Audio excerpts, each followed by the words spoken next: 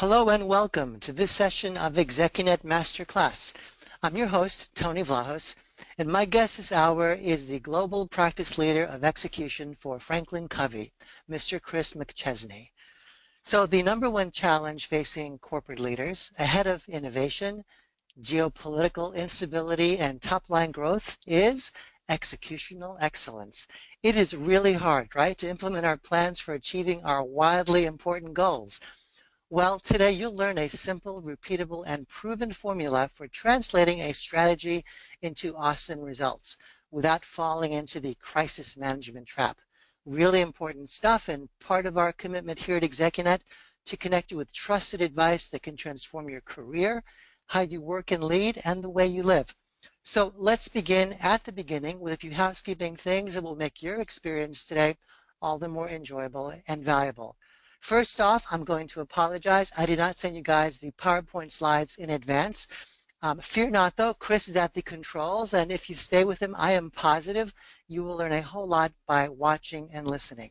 Second, if you'd like to ask Chris questions today, and I certainly encourage you to do that, please chat those in and I'll do my best to relay as many as possible to him before the end of the presentation. Finally, very important, please complete your evaluation before you go. Our presenter values your feedback, and we do too.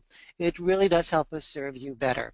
Well, I am real happy to bring on today's session leader. Chris McChesney is a Wall Street Journal #1 national best-selling author. In his current role, he is one of the primary developers of the 4 disciplines of execution. For more than 10 years, Chris has led Franklin Covey's design and development of these principles, as well as the consulting organization that has become the fastest growing area of the company. Chris has personally led many of the most noted implementations of the 4 disciplines, including Marriott International, Shaw Industries, Ritz-Carlton, Coca-Cola, Comcast, Frito-Lay, Lockheed Martin, and the list is endless, as they say.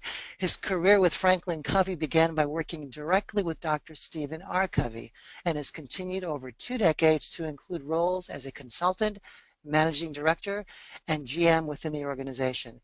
He regularly delivers keynote speeches and executive presentations reaching tens of thousands of leaders around the world. With that, Chris, it is such a pleasure to welcome you to the ExecuNet stage. They are all yours. Thank you so much, Tony. I am delighted to be here. Such an amazing association and organization that you're all part of. So I'm just honored to be here. So I'm going to dive in, and we're probably going to go at a pretty good clip. We'll try and share with you everything we've learned about execution in 15 years and about 45 minutes. So we're gonna move right along, and I'm going to start kind of the way we started. Originally, we were asked, the leadership team at Franklin Covey was asked 2 questions by a gentleman named Ram Charan. You may know that name. Very influential Harvard business professor. And his first question, he said, Franklin Covey, with all your experience in developing leaders, what do leaders struggle with more? Do they struggle more with strategy, or do they struggle more with execution? And you can imagine we said execution. Most of you are probably saying execution as well. That's what he knew we'd say that. His next question got us. His next question was, what are leaders educated in? If you go to business school, if you take a business class, what are you going to learn?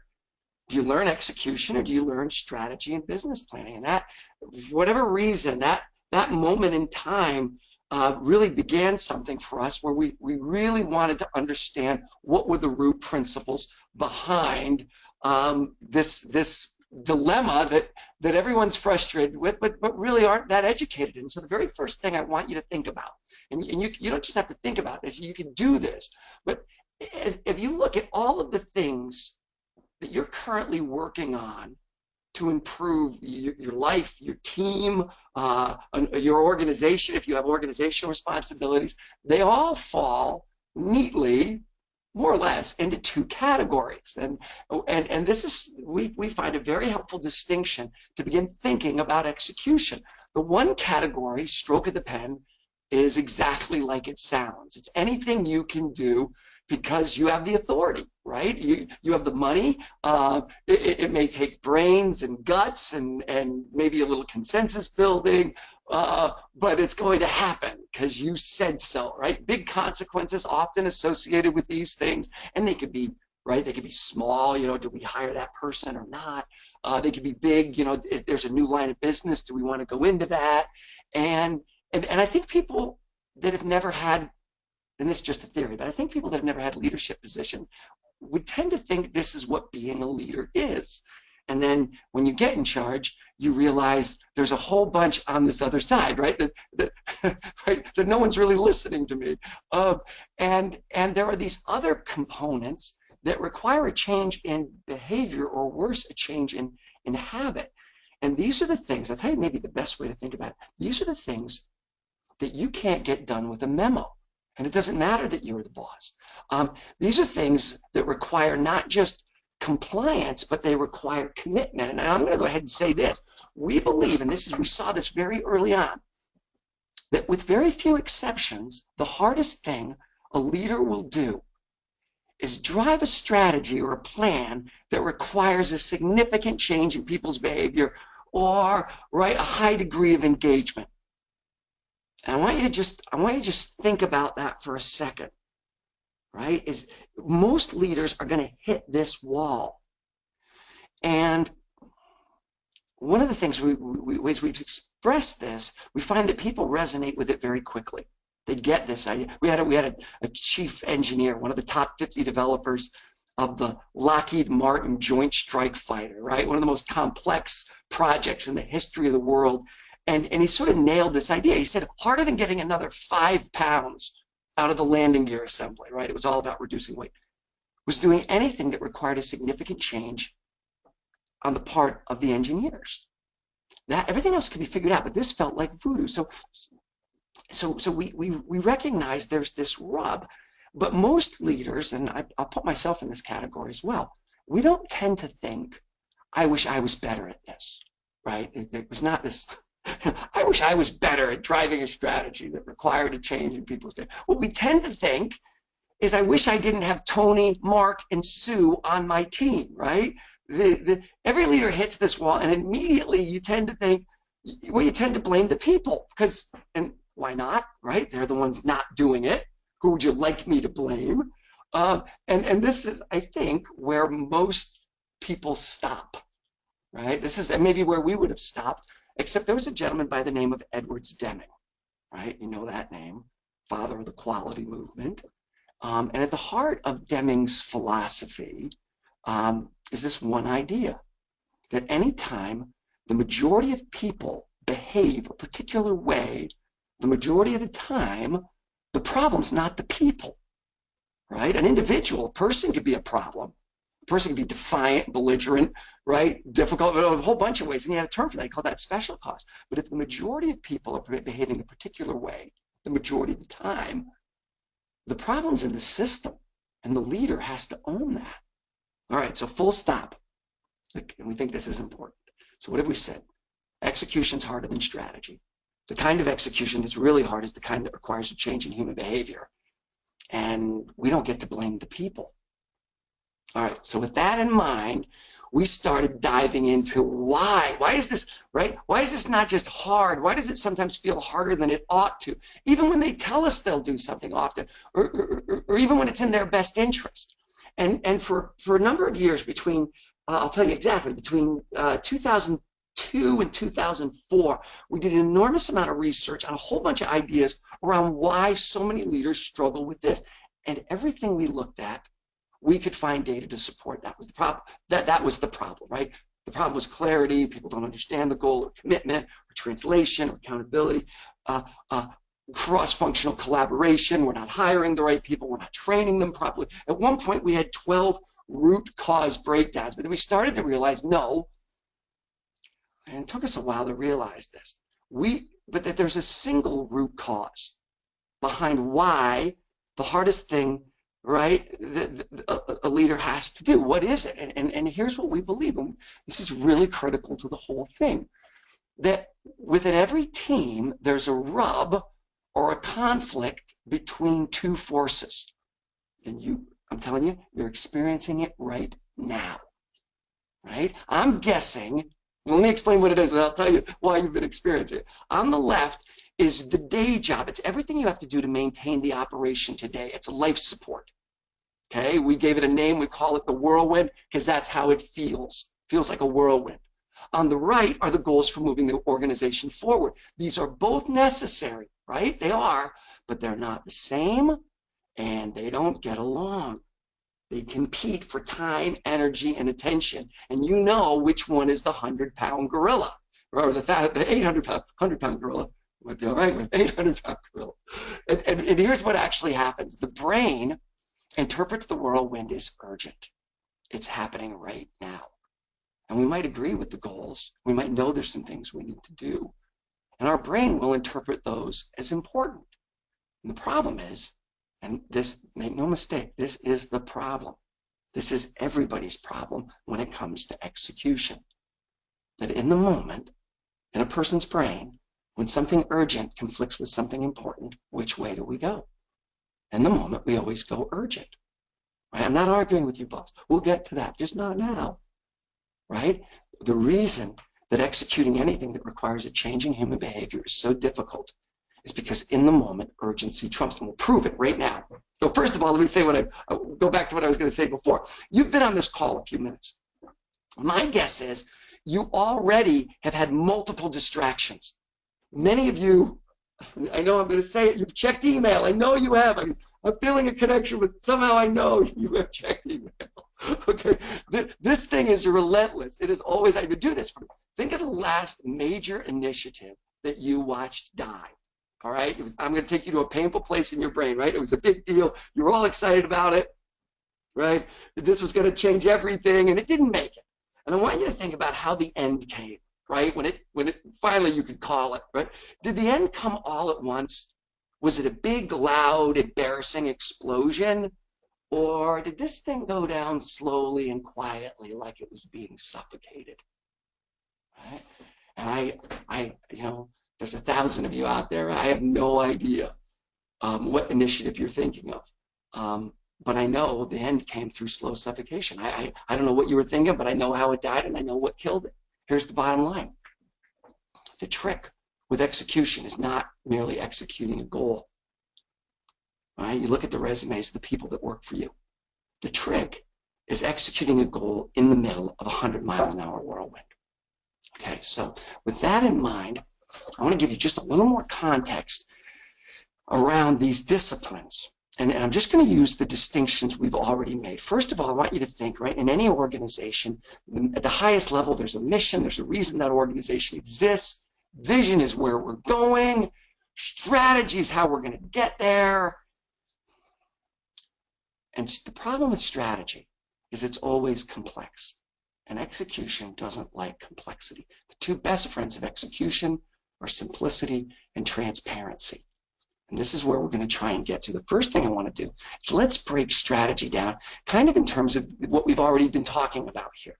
Okay, so one component of strategy you've got is stroke of the pen. It's all of those critical chess moves.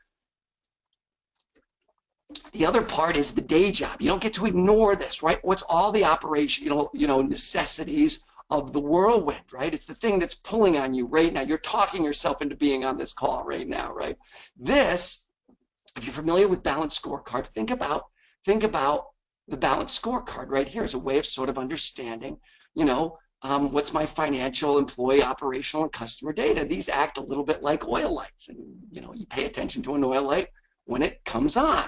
And if it was just these two things, right? If it was just stroke of the pen and got my key chess moves over here on the left, and then over here on the right, I got my KPIs, my key performance indicators. I think I could manage this, but there's always this thing in the middle, right? There's always, and these two things, right? The behavioral change of the world, they don't like each other. And this change in behavior, people tend to fall into these three categories: the nevers, the not yets, and the models. Right? Anytime you do something new, there's some group of people, they're not going to get on board. There's another group of people, they're on board automatically. But most folks are kind of in the middle, right? So the reason I show you this right now, We're not going to talk about stroke of the pen today, right? You know way more about your business and your key chess moves than I do. And we're not going to talk about your KPIs, your key performance indicators. We're going to focus on that red circle. And when it comes to that red circle, we've got good news, right, and bad news. And what I mean by that is when it comes to moving the middle, right, there's not yet over the models. The good news is there are rules, and the bad news is there are rules. Okay, and they're the kind of rules, right? We call them disciplines. They don't care what you think. They don't care if you agree with them. They don't care if you like them. They just dish out very predictable consequences. So what I'm going to do in very short order is I'm going to take you through these disciplines. I'm going to use a little story, and that'll help you get it. And when I do, I'm going to tell you why you're not going to like these. Now, not today. Today, everybody's going to like them. But when you actually go to implement them, you need to know that each one has a kind of a poison pill, right? It has a reason. Each one is counterintuitive for a different reason. They say easy, they do hard. All right, so let's dive in. The first one, everybody gets this. If we're going to execute in the middle of the whirlwind, you've got to narrow your focus. All right, and so what do we mean? This you'll remember. This is one chart you'll remember. Number of goals in addition to the whirlwind. Number of goals achieved with excellence. So per team, right? In an organization, there could be many teams, but per team, right? What we've learned is that 2 to 3 will get you 2 to 3. As soon as that same team loads up on 4 to 10 things they're doing in addition to the whirlwind, right? How many are they? You know, guess, right? Try and guess what we're going to say. It goes backwards. At 11 to 20, nothing new is happening. Now, right? At 11 to 20, they might love you, okay? They can't hear you. And by the way, 0 doesn't mean 0 results. 0 means nothing new is happening. At 0, the whirlwind is already in control. So full stop here for just a second. Why is this so difficult to get left? Why is this so counterintuitive? Well, if you look at those 11 to 20 up in this upper right-hand corner, ask yourself this question. In my experience, are these good ideas? Are they based on good ideas, or are they based on bad ideas? And most of you are probably saying they're based on good ideas. That's the problem. This is why the first discipline's counterintuitive, by the way. Right? You're going to have to say no to good ideas. You want to kill execution? It's a one-step process. Just overgoal the organization. This is the first sort of irrefutable law of execution. And it doesn't care who your boss is, and it doesn't care, right, what your competitive intensity is and all the other reasons. And it doesn't care how good the ideas are in these 11 to 20. This takes over. The principle takes over. Here's the rule, right? There will always be more good ideas than there is capacity to execute. We found a font called Papyrus because we thought it should look like a scripture. If you have your Bibles, that's in the book of execution. Chapter 4, verse 37. I can't back that up. We put that on there as a joke. It's okay. Here's a better version of this. I really like this. So everybody thinks, and you might be thinking right now, you might be thinking, well, I love this idea of focus, but, you know, geez, I don't want to kill innovation. You know, I don't want to kill good ideas. You ask 10 people what's the most innovative company in the world, and you know what 9 of them are going to say, right? 9 of them are going to say Apple. We all think of Apple as this incredible bastion of innovation. But that ain't how they think of themselves. All right, so here's Cook. About 8 years ago, he's not CEO at the time, he's COO. He's talking to a group of shareholders, and he says, we are, this is the first sentence, is an audacious statement, we are the most focused company that I know of or have read of or have any knowledge of. And how does he describe what he means by focus? The same way we just did. He says, we say no to good ideas every day. We say no to great ideas. Why? In order to keep the amount of things we focus on very small in number so we can put enormous energy behind the ones we do choose. In fact, the table each of you are sitting at today, you could probably put every product on it Apple makes, yet Apple's revenues last year were 40 billion, right? That is a powerful quote. And just for the record, we said this first, okay? Then he said this, right? We get first billing on that. Okay, and we weren't talking to each other, right? We're just looking at the same thing. So here's what we would say. When it comes to execution, as a leader, we want you to be aware of 2 things. First, the first idea is saying yes to all the good ideas. And the second, maybe equally, maybe more seductive, turning everything in the whirlwind into a goal. Here's all I'm going to say about that. Just because you can measure something right? Just because it's one of your KPIs. And it might be critical that it's maintained at a certain level. But just because you can measure something doesn't mean it needs to be a goal for optimization, right? If you do try and optimize everything, you're right back to paralyzing the organization. Okay, so with that in mind, and we get this little diagram back here, right? Remember what we said, we're not going to go on whirlwind, we're not going to go stroke and pen, we're going to go right here. So to make this come alive, I'm going to give you an example of an organization. I'm going to take you this one example all the way through the 4 disciplines, and very quickly you're going to get it. So the first thing, what is it they're going to go after, right? They move all their stroke of the pen initiatives aside. They pull all their KPIs out. They said, what is the one thing, and here's a way you can think about this, what is the one thing that lives at the intersection of really important and it ain't going to happen on its own? And actually, I want you to write this down for yourselves, right? For your team, for your organization. That question normally elicits a response. In my life, what's that one, or in my operation, what is that one thing that we really got to do it? And if I'm honest with myself, it's not going to happen.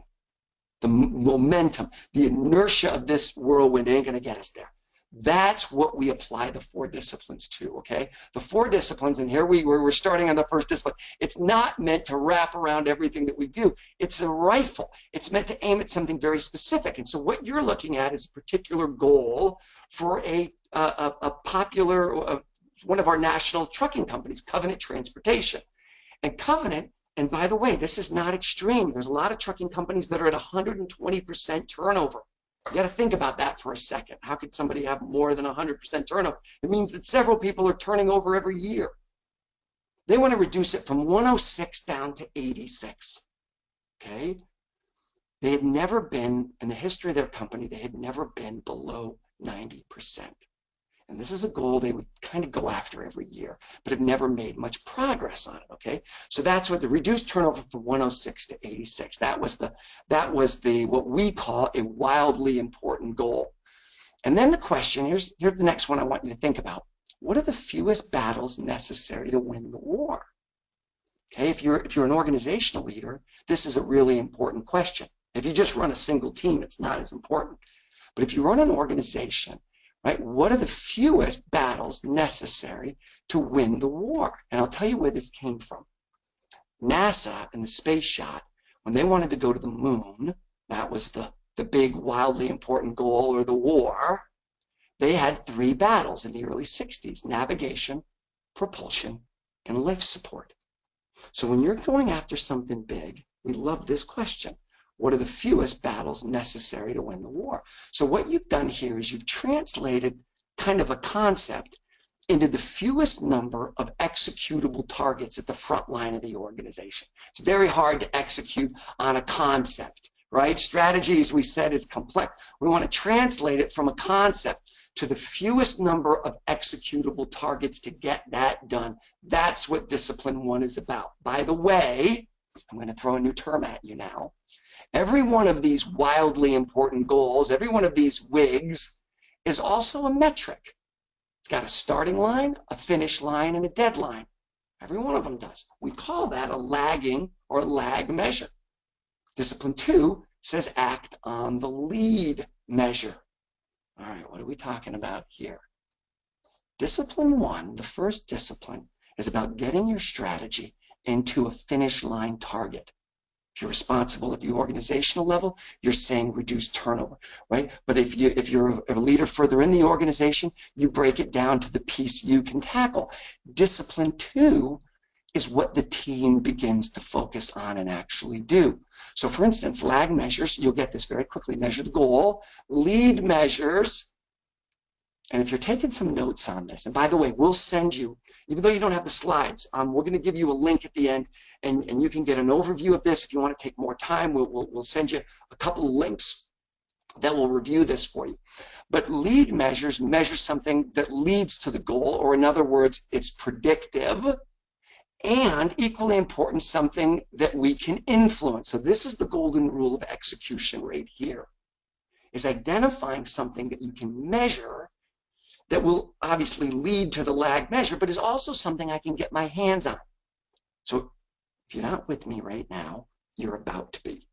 Okay, think about what's our favorite New Year's resolution, right? Anywhere in the world, our favorite New Year's resolution, everybody's thinking the same thing, right? And so very quickly, you're going to get this. My lag measure, that's right, it's weight, it's the pounds. Lead measures, and you know them. There's two very good ones. You already know what I'm going to put down right here, right? Diet and exercise. So everybody sees this, and everybody gets this. Where's the bad news here? Where do human beings fixate? Do we fixate on lead measures or lags? Well, we always fixate on lags because the lag's the important thing. I don't even like diet and exercise, right? And here's the other reason we fixate on lag. Lags are easy to measure. Lead measures, I got to go get that. Many of you are wearing little Fitbits or things, right, that are literally helping you track calories and exercise. If you're like me and you have children in school, you know the lag measure is grades. The lead measure, I'll give you two good lead measures if you got kids in school. Current homework average, right? Are assignments turned in on time? That can be translated to a number. And how many hours a week does the kid spend studying? Okay, now you might be thinking right here. All right, what's he saying? If I want to lose weight, I should diet and exercise? If I want my kid to do good in school, they should do their homework and study? Oh, these people are geniuses. I know that sounds like that's what we're saying, but I promise you it's not. See, here's the point. Everybody knows the idea of diet and exercise. What everybody doesn't know is how many calories they've eaten or how many calories they've burned. Every kid knows, right? Every kid knows, I got to study and do my homework. But how many parents know what Sarah's current homework average is or how many hours Sarah spent studying? All right, I want you to think about this for a minute. There's a big difference between knowing a thing and knowing the data behind a thing. And that's really what we're getting at with these lead measures. So I'm going to give you some more examples. And I don't know, we get people in every type of industry imaginable, right? But if you're in sales and you defined exactly what a qualified prospect is and how many of those, that's something I can act directly on. And how many new accounts could I get? Or you know, compliance to safety standards is a reduction in accidents, or we're going to reduce our number of out of stocks, right, to drive in-store sales, or preventative maintenance we know is going to reduce plant shutdowns, or a one-on-one coaching with call reps would have a direct impact on improved customer service. Or you get the idea, right? All right, so let me give you a cute little story on this one. So we're working with Payless shoe store. If you've ever been to Payless, this is going to make sense to you really quick. And they got one lag measure. They got one wildly important goal of what they call transaction percentage. For every person who comes into the store, how many pairs of shoes are getting bought. They got traffic counters. They know this number. They roll out 4 disciplines to 4,500 stores all at once. I'm like, we never do that, but they did. And then what we did with them is each district manager presented to each store 8 possible lead measures for the lag measure of transaction percentage. So it's things like how quickly do we greet the guest? Are we in stock in the most popular sizes? There it is right there. We're just out of stock. Speed of checkout. If I recommend one pair of shoes, can I recommend another? We gave them 8. Each store chose 2. Everybody got this? Okay, you got to follow me on this one. Lag measure, transaction percentage. For every person who comes in the store, how many pairs of shoes? And then each store chooses 2, and that's important. Don't dictate lead measures to people. So each store, based on what they felt for their store, they chose 2 of the lead measures off the menu of 8, or maybe they made one of their own. But here's what happens. One of the 8 lead measures, everywhere it showed up in the system, right, as a lead measure, one of the 8 was having a huge impact on the lag. And I haven't told you what it is yet. Right? I've given you a few examples. It wasn't how quickly do you greet guests, and it wasn't recommending an extra pair of shoes, and it wasn't speed of checkout or in stock. It was measuring children's feet. Right? Remember when you were a kid and you bought shoes, they always measured your feet? Right? This almost didn't make the list of 8 things. To me, I love this example. Right? And I should have guessed this. I actually have 7 children. That's why I travel. I'm home today. I'm hiding in my back office. But I've never shoe shopped with 7, but I have done it with 3. And the first thing I'm looking for is I want to find those little things to measure my kids' feet because I don't know what size their feet are anymore. Right? If somebody would have come up to me and say, "Sir, can I measure some feet?" Sit down, kids. We're buying shoes. All right. This had such an impact. They tripled the gap they wanted to close, right? Their goal for transaction percentage tripled across 4,500 stores. They even tried this in a commercial. This was a gigantic success. Here's the moral of the story. I love the moral. How long do you think Payless knew, right? How long did Payless know that measuring feet was a pretty good idea? How about forever? How about if we'd gone in there at Franklin Covey and said, "Hey, we think you should measure people's feet"? Right? They'd have thrown us in the parking lot. All right. Good news, bad news. Excuse me. Bad news, good news, and more bad news. First piece of bad news when it comes to these lead measures, it's going to test you to get the data. That's why there's one of our rules is only one wildly important goal per team. Okay, next. Good news, right? The team will engage with you. And then the more bad news is they'll probably forget. So let me give you an example of what I'm talking about here. So in this example, we back to the truckers, turnover. And they had 3 battles, right? Get the truckers home on time, don't keep their rigs in repair longer than we ought to, and communicate with these people. And they aimed all their efforts at these 3 battles to win this war. Well, one of the groups that was working on reducing the amount of time the truck stayed in repair, right? Because the truck driver's not making very much money. They're not making any money if the truck's in repair. And that's one of the battles for reducing turnover. They said, the parts team came up with this. They said, if we're going to influence that wildly important goal, we don't ever want the mechanics who are working on the rig to ever have to make more than 2 trips to the parts counter. And we don't ever want them waiting more than 15 minutes. Those were the 2 lead measures for the parts counter to move the lag. That's discipline 2. And what did we say? It's going to be, right? It's going to take real energy to track that stuff. It's like diet and exercise, right? That's the first piece of bad news. Good news is if we let them play, they'll get engaged. And more bad news is they're probably going to forget about it. That's why discipline 3 really matters. Discipline 3 is you take what you did in disciplines 1 and 2, and you got to translate it into a scoreboard, right? In other words, take the targets. That's what we've done. We moved from a concept to targets and flip it into something where I can see, are we winning or losing, right? You got to bring it. It's got to be live. It's got to be active, right? This is very different than this. And we're not talking about data, okay? We know you have data. What you have is coaches' scoreboards, okay? And what we're talking about is a player scoreboard, and here's what we're after. People play differently when they're keeping score. Literally, what we're trying to do here is see, will they keep score? Can we engage them in the game? And I'm going to emphasize one word, they. It says people play differently when they are keeping score.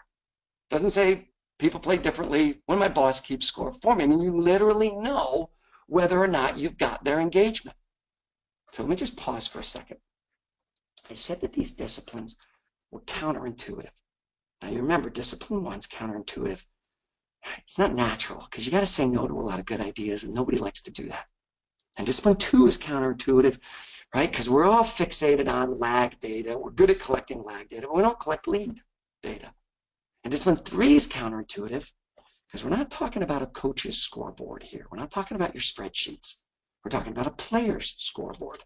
And a player's scoreboard is simple, right? You've already done a lot of the work of simplification in disciplines 1 and 2. You got it down to a single lag measure and, a couple of lead measures at the team level. The team's got to be able to see it, okay? Today's world, we love being, having this visible on the computer if necessary. I got to see the lead and the lag, right? I got to see the thing I affect, and I got to see the outcome I'm getting. And then finally, can I see am I winning or losing? Okay, so what I'm showing you right here, we have 140,000 of these teams around the world that use a scoreboard exactly like this. And they can see, where am I today? Where Shem's right where he needs to be. He's not ahead. He's sitting right on his goal for where he should be today. But ultimately, here's where he's got to get to. And you can just look at it and see, okay, he's green, the yellow. What's going on with the lead measures? He's a little off on one lead. He's a lot off on another lead. That goal, that wildly important goal, is not going to stay green for long, right? Can I see the lead and the lag?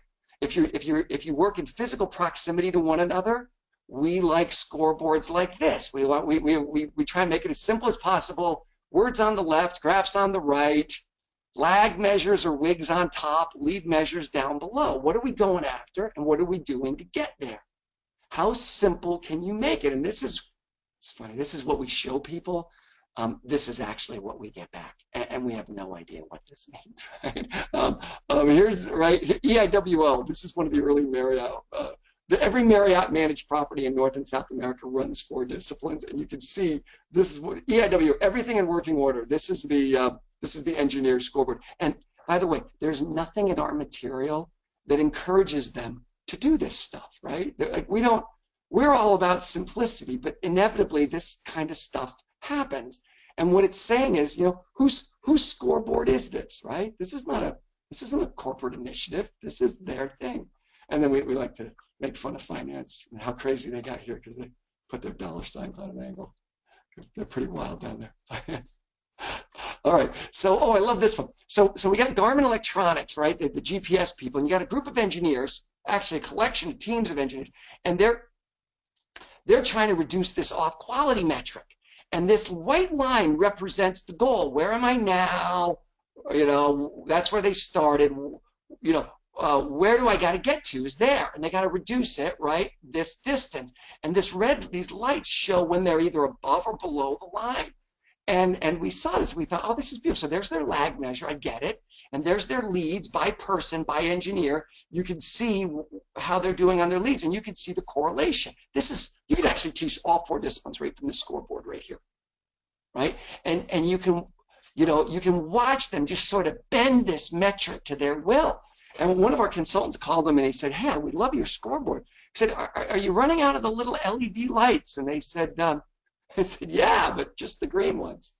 And we thought that was great. We like a little swagger. All right, so let me just tell you one thing about this. Just a Chris McChesney opinion. The best stuff sometimes happens by accident. One of the things that happened to us by accident is we started to notice, not immediately, but within a couple of weeks, there was a spike in engagement.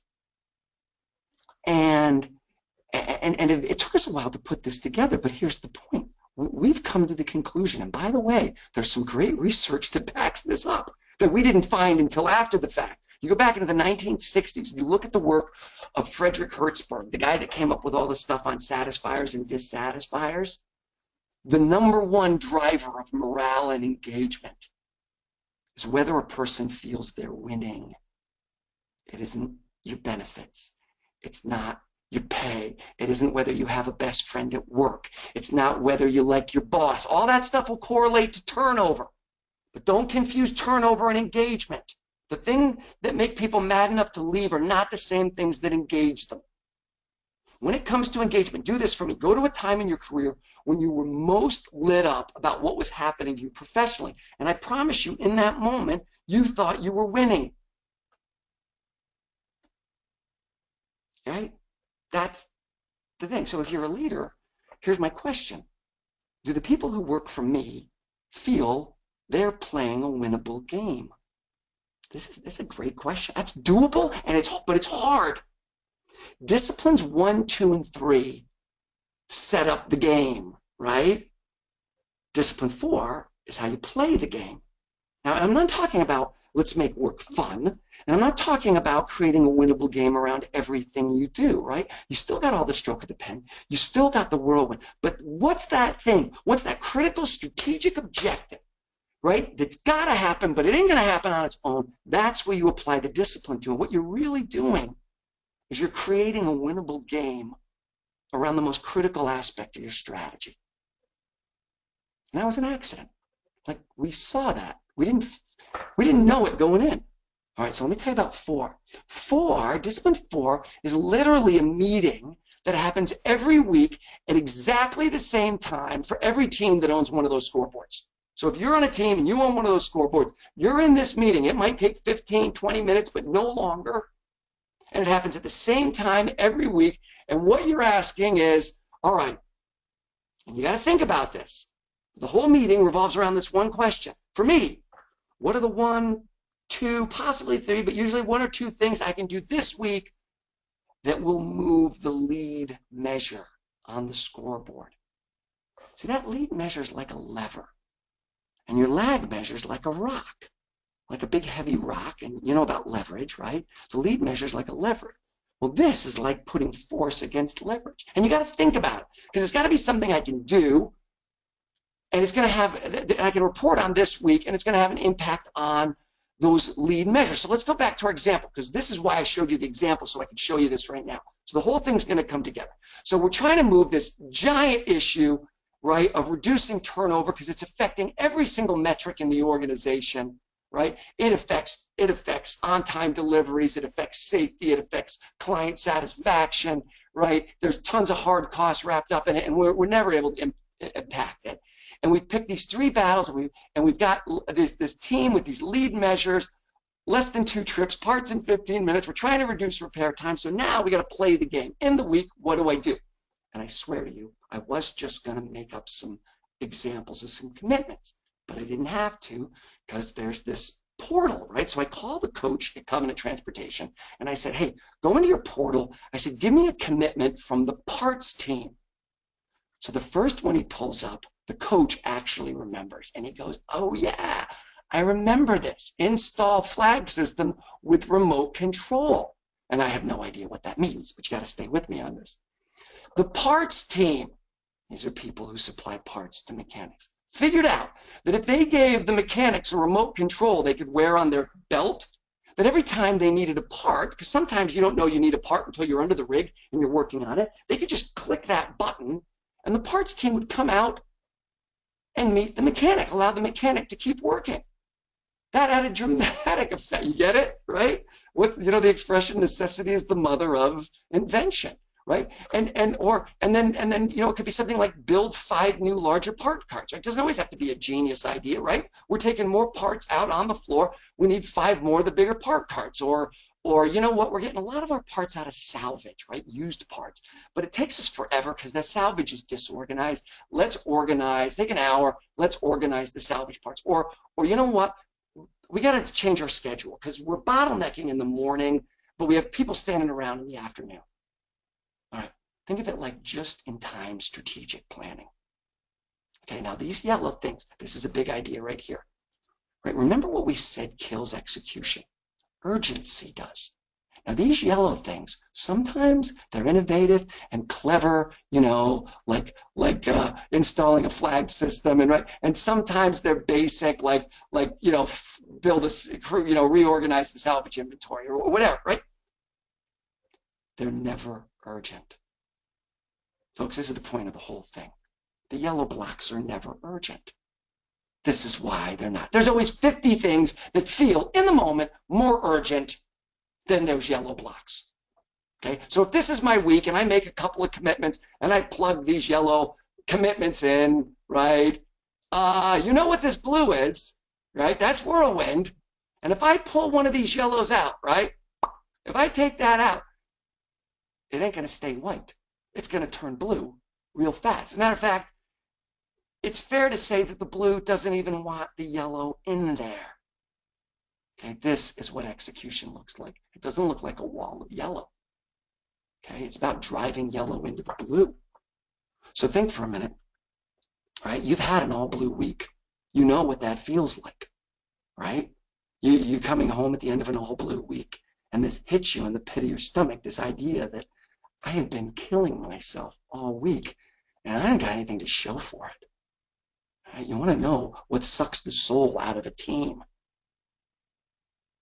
By the way, you can't explain that concept to a child. You try and explain to a child. Just try this. Say to your 12-year-old daughter, Tabitha, I killed myself this week. I was I worked myself to death. I didn't get a thing done. She's looking at you like you have two heads. She has no idea. She's thinking, yeah, I didn't get anything done either, but I wasn't working all week. You're probably thinking, I should have hung out with you. All right, so here it is. In the meeting, number one, report on last week's commitments. Did I do the thing I said I was going to do? This is how this meeting goes. Every week, each person, 2 minutes, one person at a time. Right? Boss usually starts. Here's what I told you I was going to get done last week. Here's what our scoreboard looks like. Here's what's moving. Here's what's not moving. And based on that, here's what I'm going to do next week. Just in time, strategic planning. All right? Next person. Right? All right, here's what I committed to do. Here's what I did. Review and update the scoreboard, make the commitments for next week. And so, back to this. This is what I want you to remember. Commitments.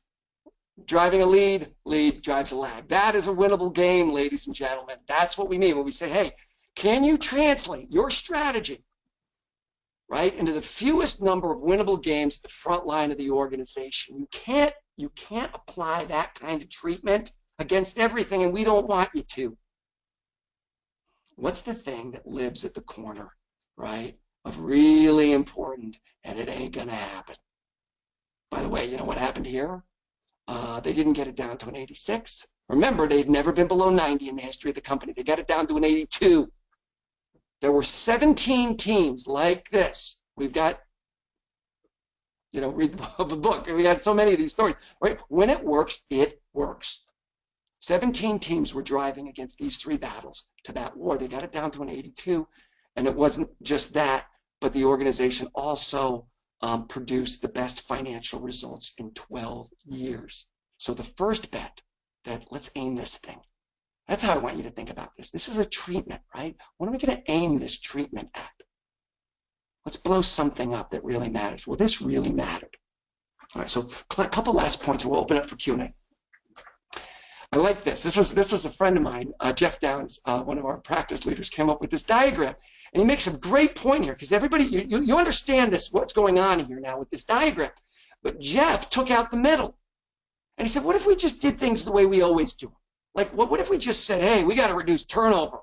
All right, get my VP of special projects, or, let's get a task force together. Let's go after this thing. And that task force gets together and they create a plan.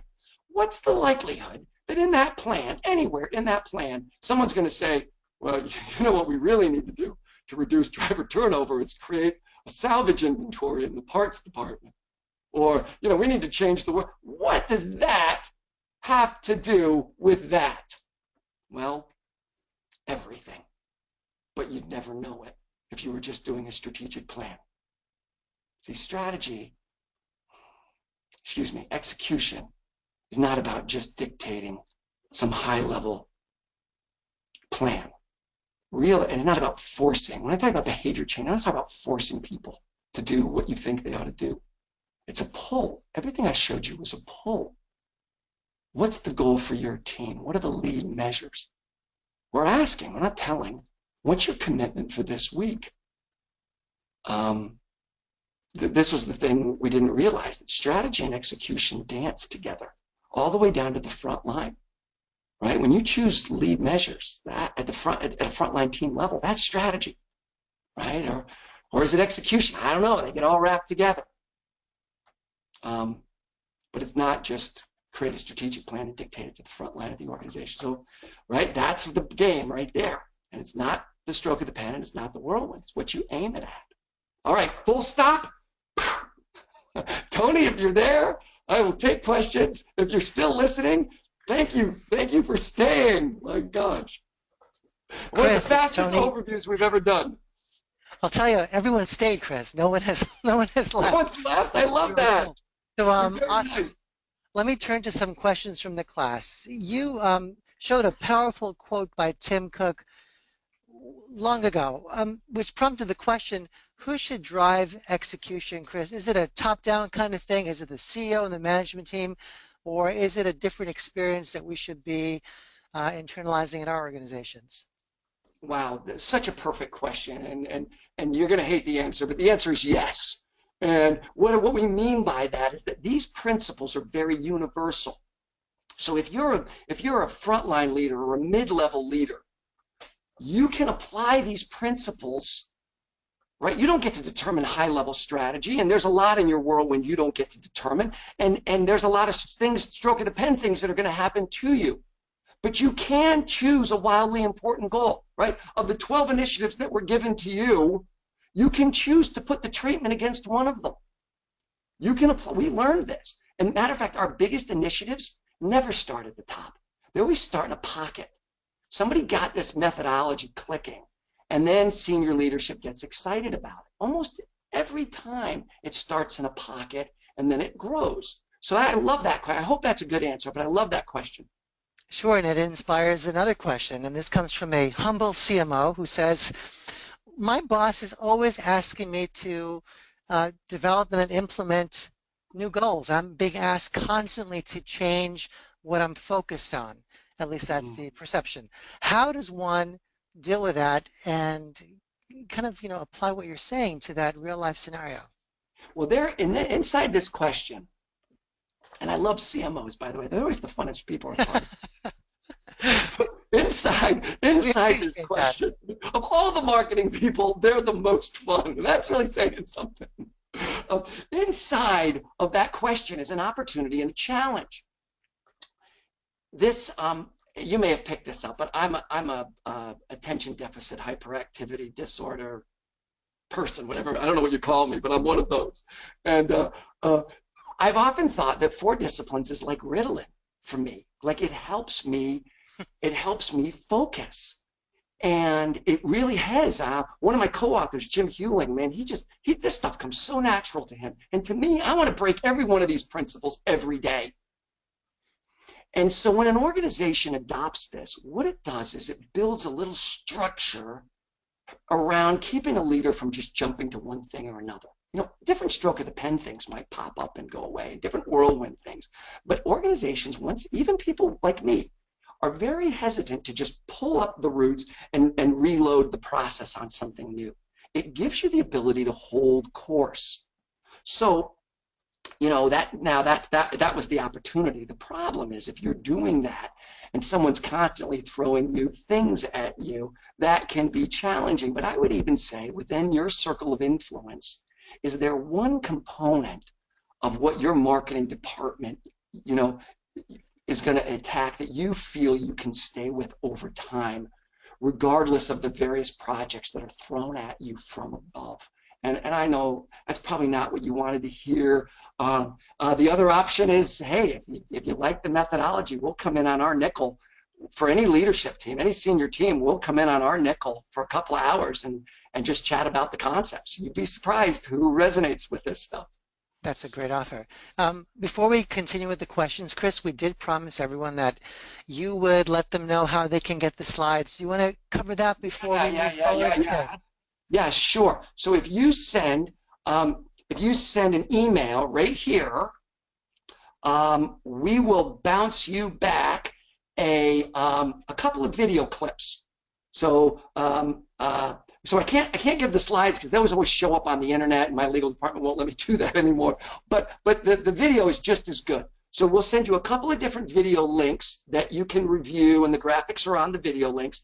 And then also some various tools and different, we have, kind of the home game version of this, sort of a TurboTax version of this, and some other things that we'll send you, some different tools.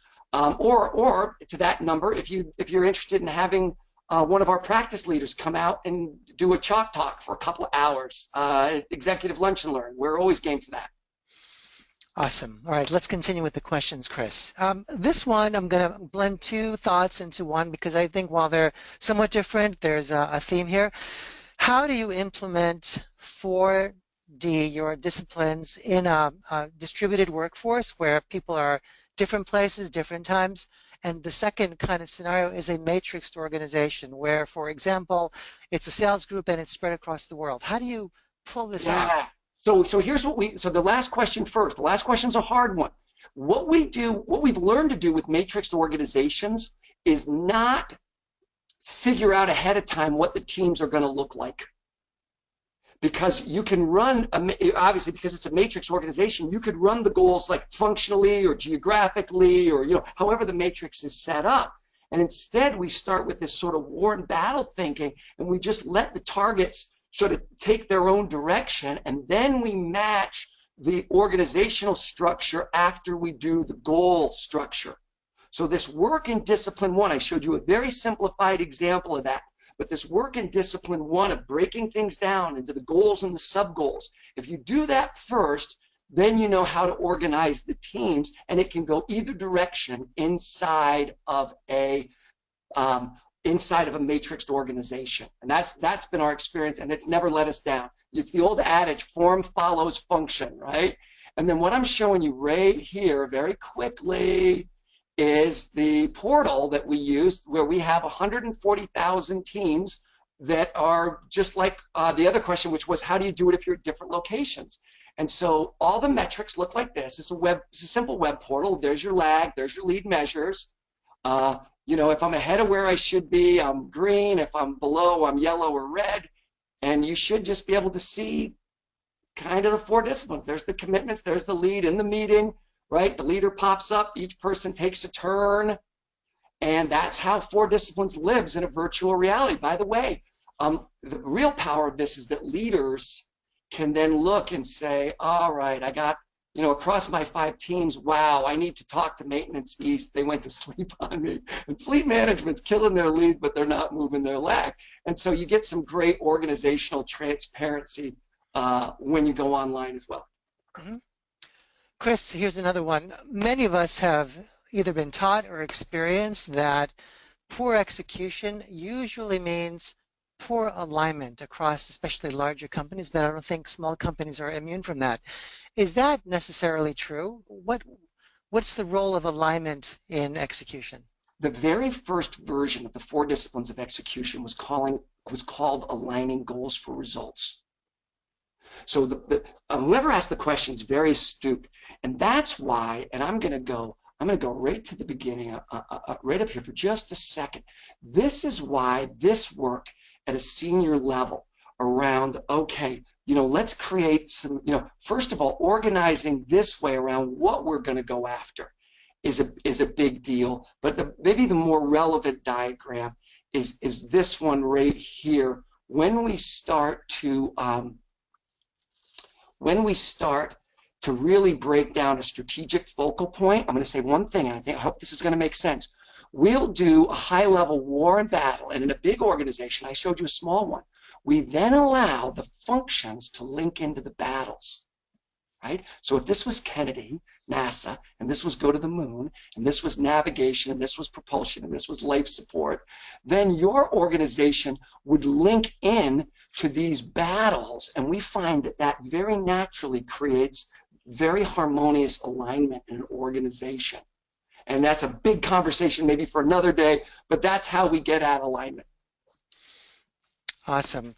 Chris, describe for us what those painful execution meetings look like in a 4D world. I mean, a lot of them are, and you touched on this earlier, and certainly the idea and the concept of commitment is crucial, but the sense I'm getting from the chats is that people feel the meetings will be longer, more boring, more pushing off. Oh, I'm making progress, and that's kind of, you know, is that what we're talking about here? Probably not, right? No, and matter of fact, and when we set teams up, we're very prescriptive, and this needs to feel like no meeting you have ever been in. And the first thing you do, the first thing you do is you start right on time. There's no small talk, and you just dive in. And it throws everybody off. And you just say, okay, I'm going to go, thanks everybody for being here, even if they're not all there. Thanks everybody for being here. I'm going to go first. Last week I committed to do this. Here's what my scoreboard looks like. Next week, here are my commitments. There's no brainstorming. And this is part of it. I mean, there's just a little bit of training that somebody who runs this, you know, probably needs. But it's literally 1, 2, 3. All right, Marty. And then they're up. And if they start talking about something that's whirlwind, or can we move that till after? And they get the hint real quick. We're moving. And it's report, review, commit, next person, next person, next person. And the team starts to get the feel for this, and they'll start calling people. Somebody will make a commitment, and they'll say, oh, that was whirlwind. You were going to do that anyways. Oh, give me something that'll move the lead measure, right? And that's what we want to create. We want to create peer accountability. People don't like disappointing their boss, but they get over it. They really don't like disappointing their peers. And when this meeting is set up right, and by the way, the quality of this meeting, very contingent on the quality of the scoreboard. If the scoreboards are right predictive, if those lead measures can be influenced and are predictive of a meaningful result, this meeting feels like a high stakes game. So I didn't mention this, but we don't just want a winnable game. We want a high stakes game. They just have a little knot in their stomach. Okay, you mentioned the scoreboard. A couple of questions about the scoreboard, Chris. First, what are some traps, some mistakes that leaders fall into when they're trying to implement a scoreboard? And the second has to do with any tools you can name that would help us build and maintain a scoreboard. All right, fantastic. If you send me that email right here, we'll send you a demo of the tool system that we use. Awesome. So we've honed that right down. So you'll get an example of that right there. And then traps. I'm going to tell you what the traps are. The big trap is skipping discipline 1. People think, oh, we know what our goal is. But 9 out of 10 times, what you think your goal is, I hate to say it like this, but what you think your goal is often too broad. Like it shouldn't be EBITDA if you're a small business owner. It shouldn't be revenue if you're a sales organization. That will take up the sum total of all the work you do. And if your goal is too broad here, if your wig is too broad, then it's too difficult to come up with lead measures that are really predictive and really influenceable. Taking a narrow cut on the disciplines is the #1 thing I would tell you. Getting the leads and lags right? Getting really good lead and lag measures, the scoreboards come out pretty easily once you get this right. If your lead and lags are blurry, we tend to have real challenges with the scoreboard. And you know, I know these aren't as sexy as the other ones that I showed you, but we really like just very clean, very simple. Where am I now? Where do I need to be? And by when can I see immediately if I'm winning or losing on my lead and lag measures? But put your energy to discipline 1 and 2, scoreboard gets easier. Are we especially good or really bad at divesting quickly enough from poor lead measures, Chris? So sometimes we define them, we look at them for a long time, and then I find it, I guess this is part of the human behavior part, right? Yeah. Deciding this is not a good measure. Are we kind of stuck on them for too long? That sounds like a user right there, that question. This is constantly a discussion point. So let me give you my perspective on it. Be hesitant to abandon a lead measure too quickly, but don't hesitate to tweak it. So sometimes what we'll find is that, yeah, the lead's the right idea, but maybe we don't have a lethal dosage of the lead measure. Or have we been too vague in our definition? So yeah, we're getting a whole bunch of new prospects, but they're not turning into sales. But you know what? Our definition of prospect is lousy. We got all kinds of garbage in there. So let's tighten the definition. Or let's say, you know what? 3 new prospects a week isn't going to do it. Let's get that up to 70. Let's work the definition. Let's work lethal dosage before we abandon cause and effect. And let's check our measurements. Let's make sure what we think we're getting, we're really getting before we abandon the concept. But then once you're sure, hey, we always thought this drove that, but this ain't driving that. Be willing to abandon. What we love and what we've seen a lot of is a natural principle of variation and natural selection. Teams will rotate through lead measures and get better and better at them over time. And sometimes it's the second run through 4 disciplines where the team is really clicking. So, we used to, well, that's all I'm going to say about that. There's more there, but that's probably enough to hold in your brain right there. Tweak the lead, work the lead measure before you abandon it. And but once you know you don't have cause and effect relation, then abandon. Okay, I want to take one more, and there's so many good questions, guys. There are, geez. Hard to leave any unanswered, but let me take this one last one. Okay, tell us, Chris, about the connection between execution and performance cultures. For example, when we don't get the results we want, we often point to weak performance and someone loses their job. Is that too easy? Depends on the circumstance. I Mhm. mean, the obvious answer is, yeah, it's too easy. Um, Here's my take on what was just said. I think you find, I'm just going to keep this to leaders for a second, but then I'll make the application to direct contributors. We find leaders in three camps. There are those leaders who are drowning, like they're not even maintaining the whirlwind. And there's not much good that I don't think, you can make an argument, but I don't know that there's much good that this methodology will do if you can't even maintain the operation. Right? And there's a category, and it's an unfortunate one, but we've seen it. So that's category one. Let's move that aside. Category two is the leader who's going 100 miles an hour, and they're keeping their nose above water, but that's all they're doing. And they're not happy, and the people on their team are not happy. You know that category. And then the third category is that leader that's maintaining everything, but they keep landing new goals. Like they're better this month than they were 2 months ago, and they're always working on the next thing, and their teams have better, right? Their people are like into being on that team, and that third category is an example of someone who can maintain a whirlwind and land a wildly important goal. And I think the purpose of this methodology, it's not for the first category, right? You can make the argument, but I'm not gonna. I think it's for the second category. I think it's for those that have not learned the disciplines that says, all right, in addition to maintaining this operation, I'm going to carve out some time and we're going to play a winnable game. And we've seen some dramatic things there. And then the application to the individual is this. Sometimes we'll have individuals who are real belligerent, seen as real almost troublemakers in an organization. And the minute you put them in a winnable game, they like go to the front of the class. And it isn't every troublemaker, but there are certain personality types that really struggle in an environment where they can't see a winnable game. And some of those people thrive in an environment like this. Mm. That's well said. I'm getting a follow-up chat, and I think this is illustrative of part of the problem.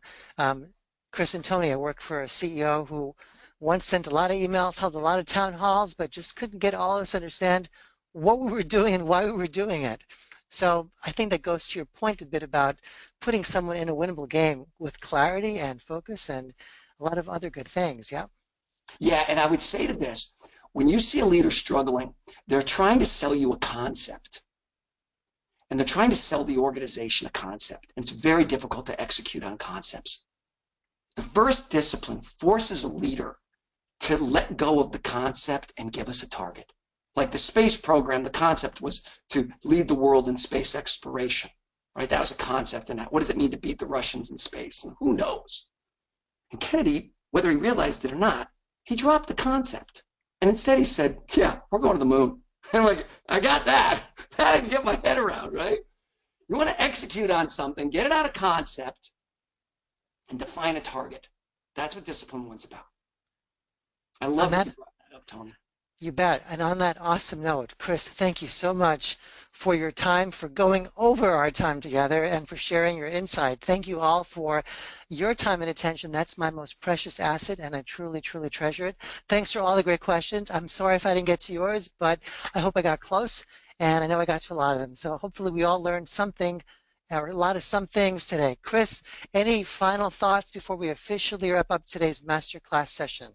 This was so fun. Thank you so much. And I'm just delighted that everybody stayed with it. Hey, the bottom line, can I create a winnable game around what matters most? Terrific. With that, thank you again, Chris. Thank you all, and I look forward to seeing you at the next masterclass. Bye for now.